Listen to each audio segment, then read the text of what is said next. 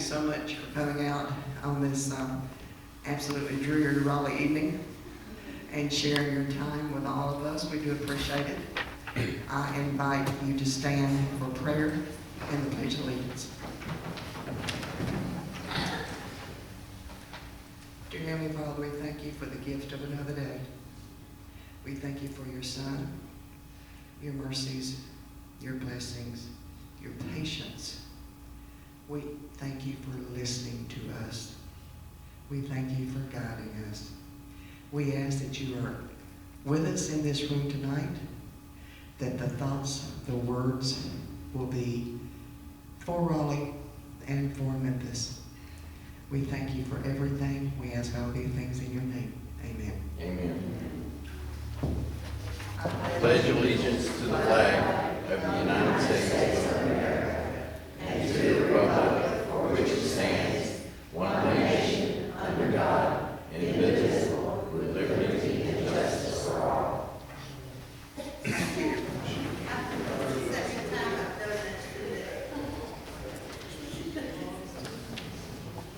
Our Vice President, Erwin Graham,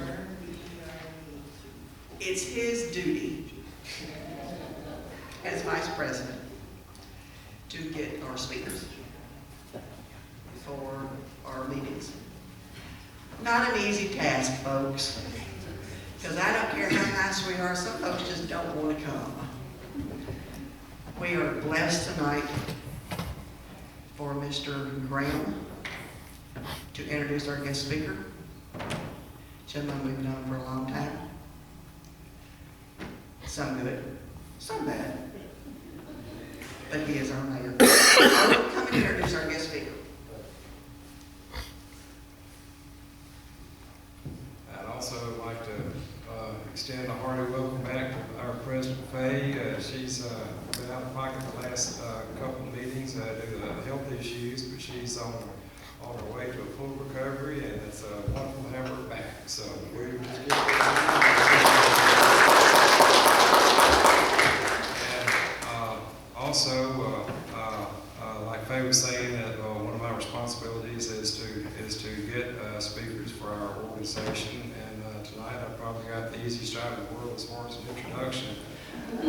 We are very fortunate, very blessed to have our Memphis City Mayor Strickland to be our guest speaker.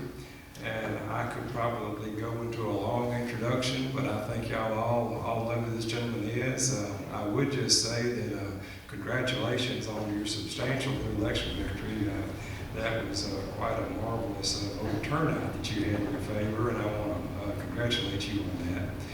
And we're all looking forward to another good term, a lot of good accomplishments for the city of Memphis. And you know, I do want to mention this. My parents have been gone for many, many years, but one of the things my father used to tell me about people in political office, he said, Erwin, the best thing that someone who's in politics can do is just don't mess things up. and I've got a good feeling the Mayor Strickland will be able to keep things running on a smooth, even keel for us. And without further ado, let me just turn this over to Mayor Strickland.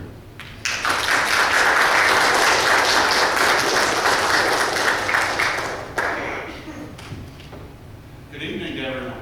Good evening. It's always good to be here. I've been here several times, sometimes here, sometimes downstairs. I think last time I was here was the Christmas party. And y'all sang songs and I'm out.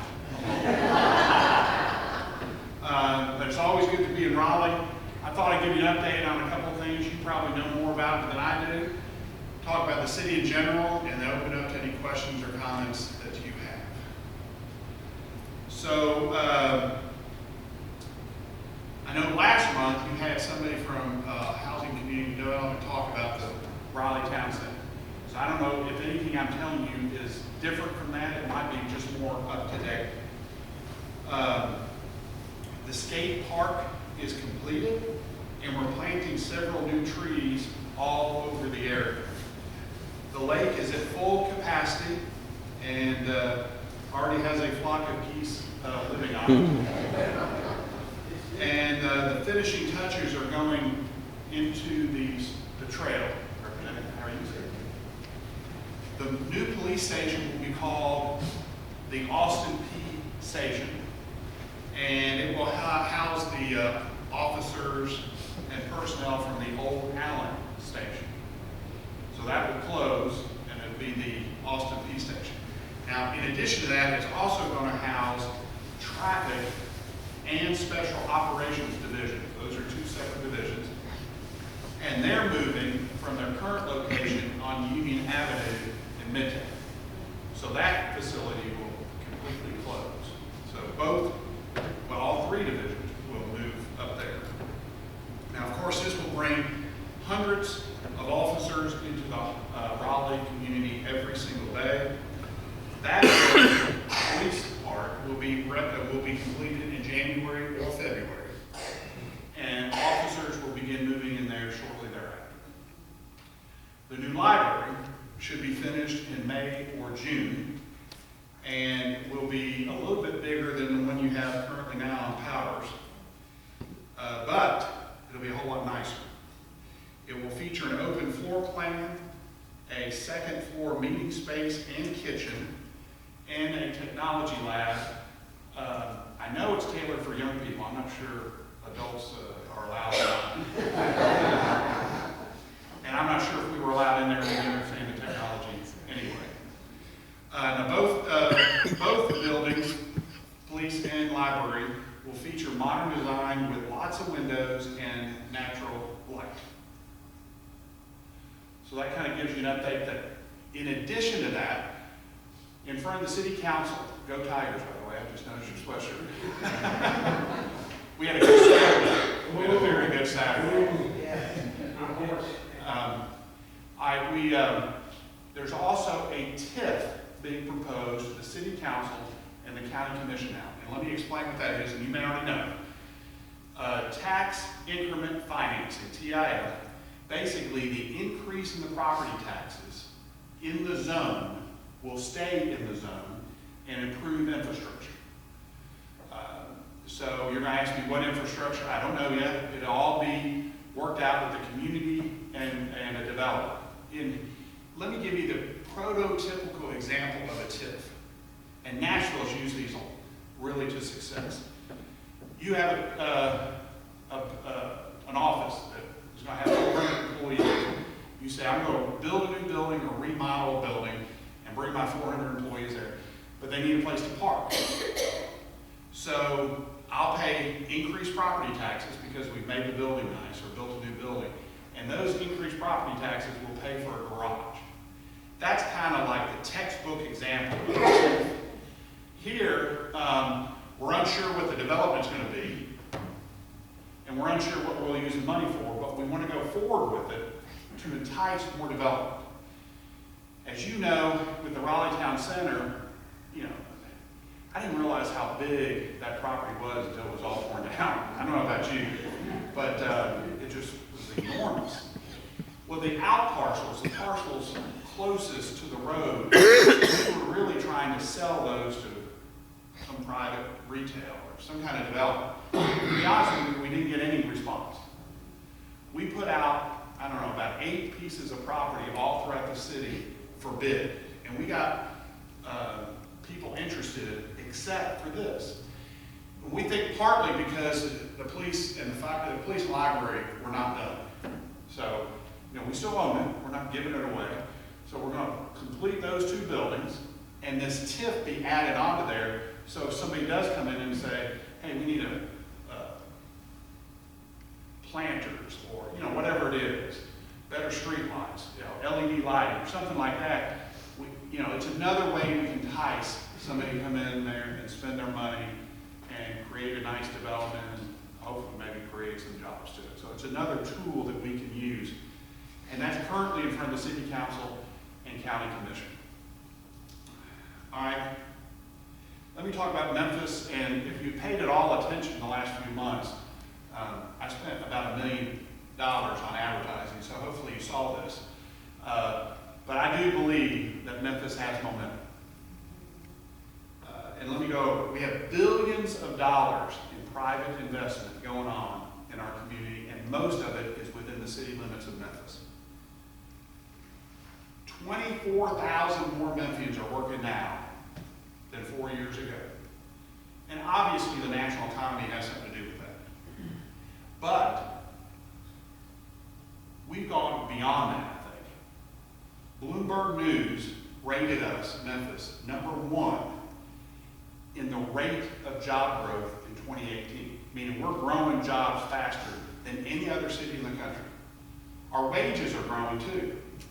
Our wages are growing on par with great cities like Charlotte and Atlanta, and actually higher than Dallas and Houston and a small city east of here called Nashville. So we always like to beat Nashville or something. We have an animal shelter that was a disaster many years ago, and it's now recognized as one of the top 5 shelters in the nation. We have a fire and EMS operation that just received a national award for excellence and was recently certified as an ISO, that's an insurance industry, rated #1 department, putting us in the top 1% of all fire departments in the country. The first time we've been a #1 rated fire department since the mid-1960s. We have a Metro Alarms office that has reduced false alarms by more than 20% over the last couple of years. The reason you should care about that, because most people wouldn't care about it, is because we have to send a police officer to every single false alarm. And 98% of alarms are false. That's a lot of wasted time police officers are going there instead of patrolling our streets. So we're trying to reduce those false alarms. We have a 911 system that reliably exceeds national standards for answer, dispatch, and response time. We have a finance department that has received awards for excellence in budgeting for 15 years in a row. We have a library system that has increased participation in programs by 400% in 3 years. That's more people taking part in programs. We have a park system that has improved programming and attendance through free summer camps for young people at our community centers, and a program we call Friday Night Lights, where we have young people come to our, because young people need something productive to do when they're not in school. We've had a nearly 90% increase in summer jobs for our young people. We have a city that has fully funded free needs-based pre-K for every 4-year-old in our city starting next year. And needs-based means basically, if you can't afford to pay for pre-K, it'll be offered for free, which to me makes it universal, because people who can afford to pay are sending their children to pre-K. We have a city that is now fully funded its pension system for the first time since 2005. So I do think that Memphis has momentum, and the city government has contributed to that momentum. And my goal is not just to have momentum, but that we accelerate momentum. That the economic renaissance that's going in some parts of the city is spread through every neighborhood in the city, so every neighborhood feels some of that lift. Some of the other things we've done, we were rated in one of the 8 cities to get awards for data-driven government. We measure everything. We measure how long it takes us to answer your 911 calls and your 311 calls, all that stuff, and we publicize it. It's all on our website. Some of the data is good, and some of it is not so good, but we put it all out there. And then the data that's not good, we work on it. Like when we took office, it took us about a minute to answer your 911 calls.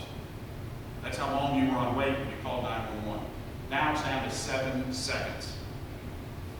So look on our website if you want to see more data.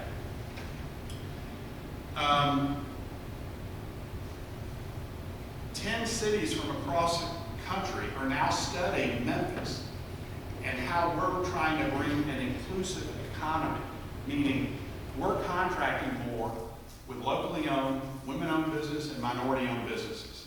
When we took office, it was 12%, and now it's a little over 21%. And 10 cities across the country are coming to watch us, what we're doing. We've also launched the Memphis Community Catalyst Fund. Let me explain what that is. This is an offshoot of Memphis 3.0, which is our first long-term growth plan in our city since 1981. Cities are supposed to have a comprehensive plan about every 15 years. We've not had one since 1981. Hopefully, many people in here took part in Memphis 3.0. As active as this group is, I'm sure some of y'all did. And 15,000 Memphians took part. How do you want your neighborhood to look like in 10, 15, 20 years? As an office, we created the Catalyst Fund, which is us using money in partnership with the City Council and investing in the infrastructure. You can all imagine a street corner in Memphis that's abandoned, but at one time there was a little convenience store. As you can pick there, the convenience store's there, and it's abandoned. And there's a billboard attached to it that has an advertisement from 1988 on it. And it's just, it used to be a vibrant part of the community. So this Catalyst Fund, in cooperation with you, the neighbors, we're going to invest that money in the infrastructure, new sidewalks, new lighting, pavement markings. How do we entice private development? Because city government does not spend enough money to revitalize the neighborhood. We have to have private development. We have to have those private dollars. Yeah, we build libraries and we build some community centers. But that alone is not to, you can't revitalize an area just on a community center or a library. They can help. So this Community Catalyst Fund is supposed to entice those private dollars. And we also created an affordable housing trust fund, the first time in Memphis. Other cities have it. This is the first time we've had one. And it will be used for new construction and rehab of multifamily homes, as well as minor home repair and rehab of single-family homes for those who qualify. Basically, low-income people. And you can picture a senior citizen in a house, and the roof is leaking, and it's violating code, but they just don't have the money to fix it. So we're setting up the standards for that. We don't know if we'll pay half, they'll pay half, we'll pay 75%, they'll pay 20%. We don't know. We're working on those details. But this will help keep that senior in the home and remedy the code offense that's there. Just so you know, we have incentivized the construction or rehab of over 5,000 quality, affordable housing units in this city in the last 4 years. We're partnered with major technology company to be proactive in how we deliver city services, such as filling potholes. I know no one in here has seen a pothole. They are out there. They are out there. And right now, we take you can call 311 to fill a pothole, or our city employees. But what if we put a camera on buses? And buses drive every street in this city. And it's just pointed down at the street. And the technology is unbelievable. It can identify a pothole and send it directly to City Hall. So we're doing a, what do you call it? Pilot. We're doing a pilot on that right now, and to see how it works and how quickly we can respond to it. But I do want to talk about paving because it's quickly becoming the #1 complaint. We have doubled the paving budget. We're almost double the amount of miles that are being paved. The reason you may not feel it yet is 2 reasons. #1, our city geographically is enormous. We are 340 square miles. We have 650,000 people. Boston is about the same size, 670,000 people. About the same population. We're 340 square miles. Boston is 50 square miles. We are bigger geographically than New York. We are bigger geographically than Chicago. So we're spread out, which means we have 6,800 lane miles. That means you could drive from here to Los Angeles and back almost 4 times. That's how many paved roads, lane miles we have. You combine the fact of that, plus for at least 10 years prior to my term as mayor and the city council, prior to that, for at least 10 years, it was grossly underfunded. Bottom line, we had a huge backlog. But like I said, we've doubled it, and we will continue to increase that funding for paving every year, because I know it's important to you. I drive on the same roads you do, and it's important to me. And then I'm going to close out on public safety. We do have a public safety plan. It is online. I have 5 parts of that plan. Me, being city government. Number 1 is rebuild the police department. 9 years ago, we had over 2,400 officers. 2,400 officers. About a year and a half after I got elected mayor, we had dropped down to 1,900. 500 short. We are now over 2,000. We'll have a graduation of police officers in about 2 weeks. We'll get about 2,100. And that means we've increased the police department by about 200 officers in the last 28 months. And we're going to keep moving up. You voters approved a sales tax referendum to improve the retention and recruitment of police officers. And we're going to use that money, as you instructed us to improve the benefits of police officers and firefighters. Now, even before that sales tax referendum, we improved the pay, the benefits, and the promotions of police officers. Every police officer in our first 4 years has gotten at least a 9.75% pay raise. So we are working on that. Every city is struggling. Most every city in the country is struggling to recruit police officers. I'm proud of the work we've done, but we have a long way to go. Other parts of our crime plan. Jobs. Somebody has a job, they're less likely to commit a crime. I talked about the 24,000 new people working. 24,000 more Memphians working now than 4 years ago. We have thousands of jobs open right now. Memphis is a city of opportunity. And thanks to Representative Parkinson, Governor Haslam, and the whole state legislature, we now have free workforce development in the form of free community college and free tech school. The only state in the country. Southwest Community College, free. Tennessee College of Applied Technology, free. And that's as long as you don't have a degree or certificate already. You can be 18 or 88. So anyone in here would be eligible as long as you don't have a degree or certificate. Learn to be an airplane. 18 months, you get a certificate. Your starting salary at FedEx is $56,000 a year. In 5 years, you're making $120,000 a year. Learn to be a machinist and go work for Smith & Nephew. I'm not going to ask people in here how many have had hip implants or knee replacements, but my guess is a couple. My mother's one of them. And now it's almost routine surgery. They make those here. And you become a machinist, your starting salary is $19.50 an hour. You can go work at, oh my goodness, the name of the company just, you become a machinist and you work on diesel engines. Anybody remember that company? Cummins, yes. Cummins, your starting salary is $20 an hour. That's just some of the examples of the opportunities out there. So what we have to do, and now we're in a church, I can say this, we have to be evangelists out there telling people that we have these opportunities. Connect thousands of jobs available to the free workforce development, and that is a road to prosperity.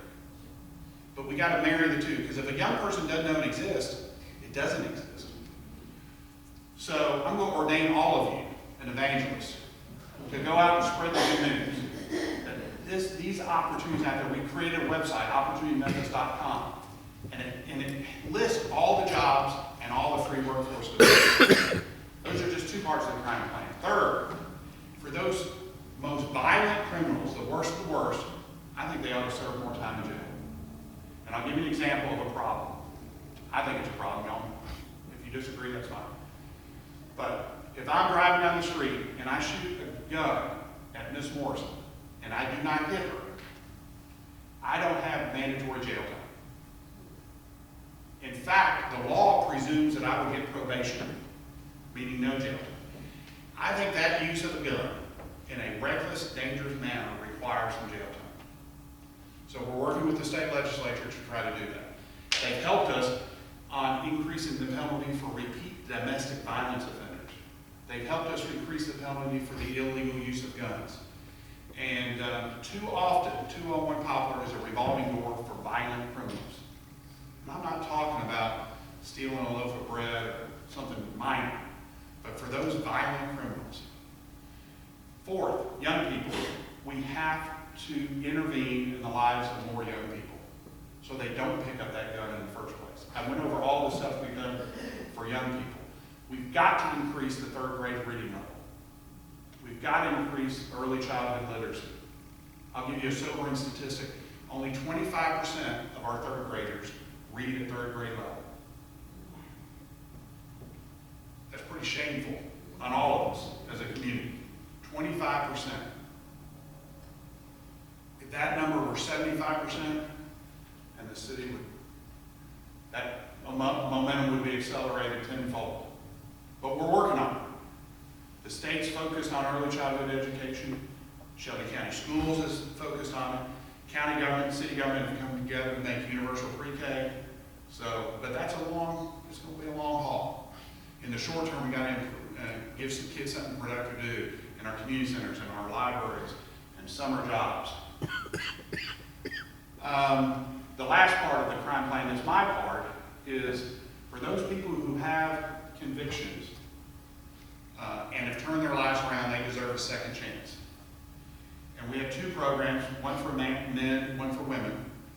And they go through the program, and we've now gone into the prison at what used to be called the penal farm out of Shelby Farm.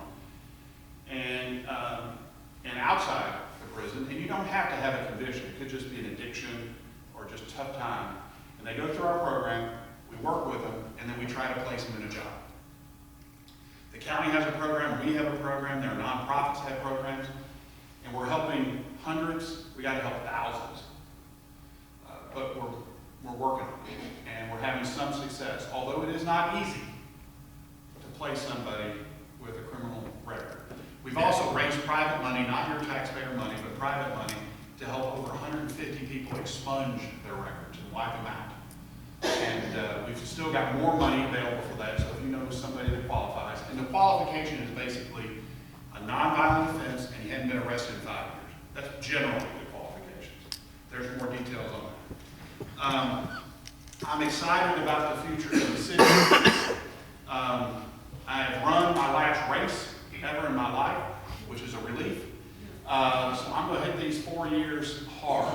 The new people get sworn in January 1, and we've got a lot of work to do. My job is equal parts celebrating the great things, but also clear-eyed about our challenges. And I get excited about the great things, and I roll up my sleeves on the challenges and work really hard. I really appreciate y'all. Active neighborhood associations make a difference. And I think Councilman Bill Morrison would agree that he could not have pushed the Raleigh Town Center through without the support of this group. So thank y'all for your involvement. And I probably talked way too long. I see the glassy eyes look on your face. So I'll open up for any questions or comments. Oh, I'm sorry. I filibustered long enough. Questions or comments? Yes. I'm interested in why we put money into Raymond James' move. Yeah, because because Raymond James was going to move all those jobs out of Memphis. Bottom line, every city and every state offers tax incentives. Now, we didn't give them cash. No. They're going to pay less taxes. But the property where they're moving into right now gets this much in taxes. They're actually going to pay more in taxes than we're getting from that property right now. So they're going to pay more taxes. They're adding 100 jobs, and we're retaining 1,200 jobs. If I were king of the world, I would do away with tax incentives from every state and every, because it burns me up. But if we don't do it, I learned this from Service Master. Service Master was on the way out to either Dallas or Atlanta. They were literally on the way out because those states are handing out money left and right. And I'll give you an example, and I'm not saying Raymond James was going to go to Mississippi.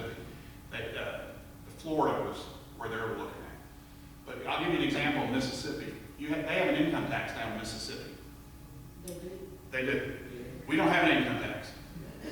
But what Mississippi does with that income tax is if you have a company with 400 employees, we'll say ABC company, 400 employees, and if you go to Mississippi, they'll make a deal with you that the income tax paid by those 400 employees, the state will get it and give it right back to ABC company. So that the employees are paying a tax that goes to the company. We don't have that ability. We don't give much cash. Very rarely does the state give cash to companies. But we do, now like Raymond James, they're paying this much taxes on that property now. With the improvements they're making to the property, they would have paid this much. It goes from here to here. They said, well, if you make us pay this much, we're going to Florida. So we work out something in between. So I know it's controversial, but I'm all about getting jobs, getting more taxes and more jobs, and those are the calls we have to make. But I understand if somebody disagrees. What can the city do to get some of that money that's sitting in Nashville that's intended for the working poor, and which our governor seems to want to hang on to for the future? I think we've got needs right now, and I think specifically about the transit system in Memphis, and we've got all kinds of things where if we had some capital, we could do some really good things that would help the working poor. I agree with you, and I'll talk about transit. But I think that's really for Representative Parkinson here. Yeah, I'm alley-oop here, I'm passing the ball. Very short and just a question and nothing else. Okay. So talk about the surplus. So we all feel the same way you feel, most of us do.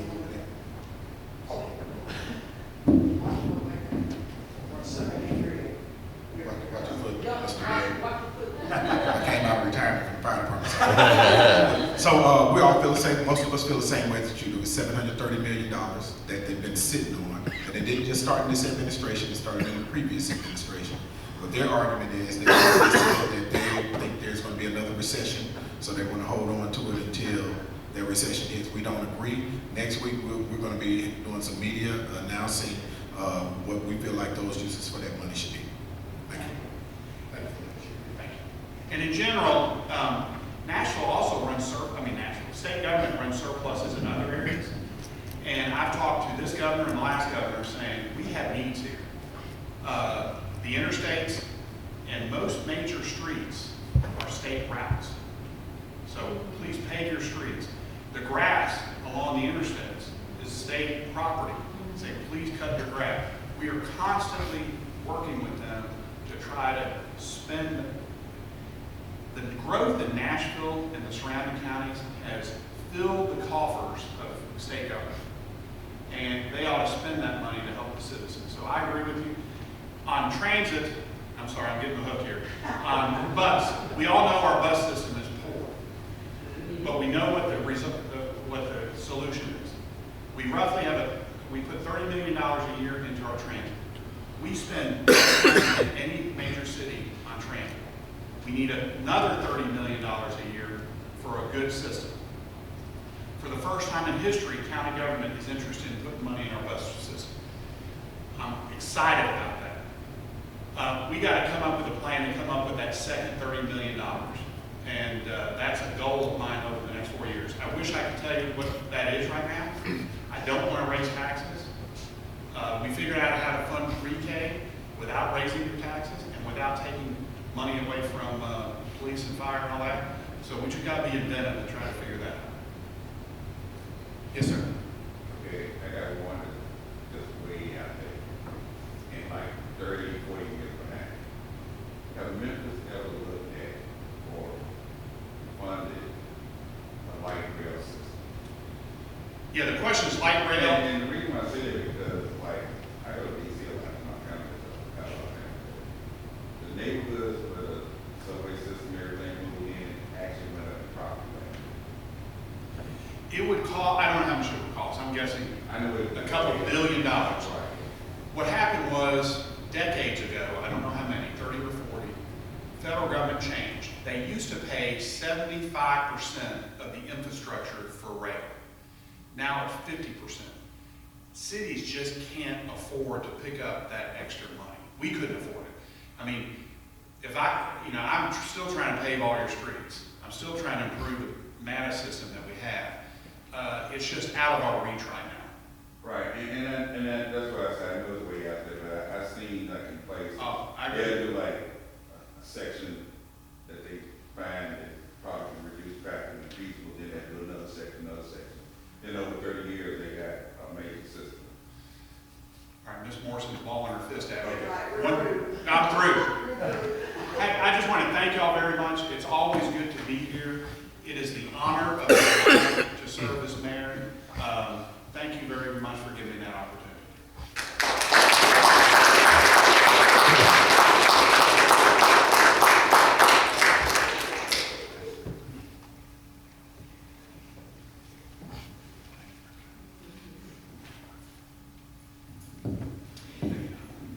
Thank you, Your Honor. I have known Mayor Strickland for, oh my gosh, a long time. A long time. City council days. 12 years. 12 years, yeah. Yeah. So, and it's good to call him my friend sometimes. Thank you, Your Honor. With the mayor tonight, we have some guests, and at this point in time, we're running late. All I want you to do is just stand up and wave. We have our city councilman, Mr. Sherman Greer. We have our state representative, Antonio Parkinson.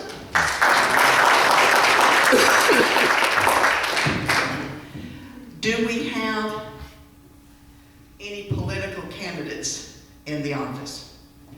What I want you to do, we're a 501c3.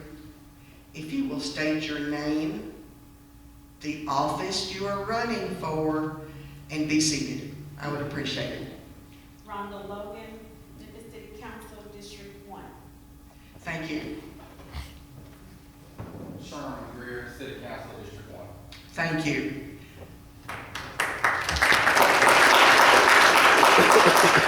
Folks, early voting goes through Saturday. I voted before I came up here. Vote. I don't know how else to say it. Just vote. State your opinion. Just vote. The election day is the 14th. 14th, which is Thursday. So, and not all polling places are open for early voting. If you're not sure where you vote, check the website of the Shelby County Election Commission. You just don't want to show up and get open and get aggravated and turn around and then don't go back. Just vote. That's all we want you to do. Just vote. At the meeting last month, Vice President Irwin Brown made the announcement about we have a proposal for sale on the land that we own on James Road. It is still active. If we close, it will close December the 2nd. It is for full asking price of $100,000. If we close, you will hear every board member shout. So you will definitely know it's closed. If it does not close, we'll be able to announce it at our Christmas party, which is December the 5th. You know what we know, and that's about it. Also, the Shelby County Commissioners, we applied before my surgery. I applied for a grant, closed out last year, applied for a new grant.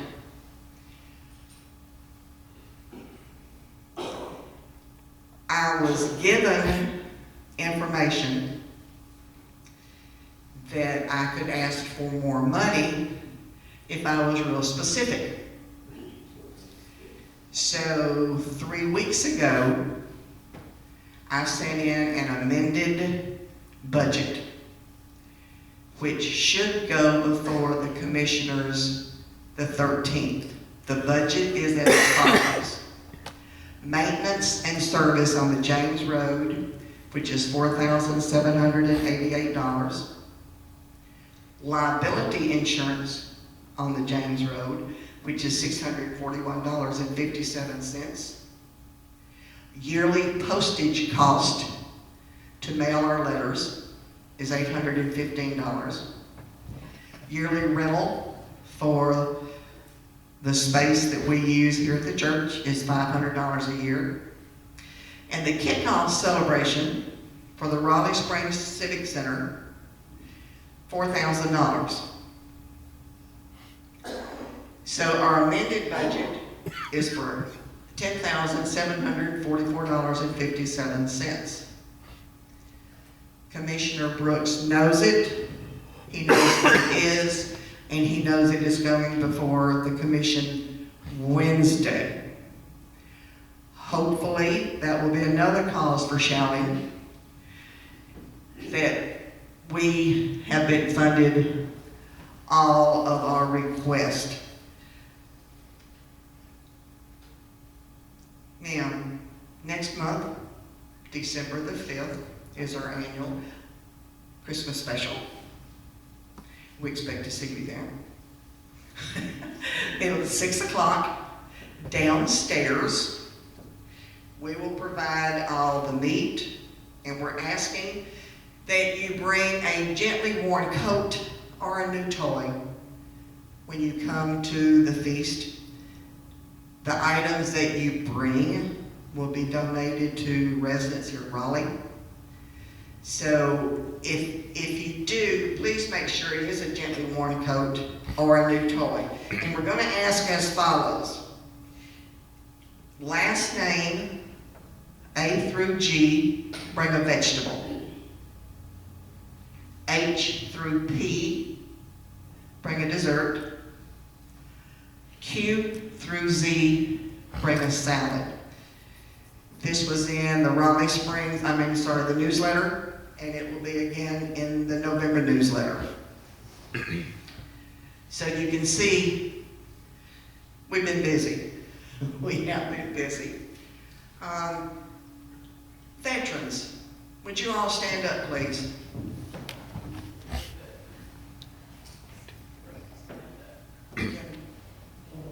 He's a Marine. There ain't nothing wrong with that. Yeah. Us Navy guys let him have it. We want to thank you for your dedication. We want to thank you for your service. We cannot tell you and we cannot repay you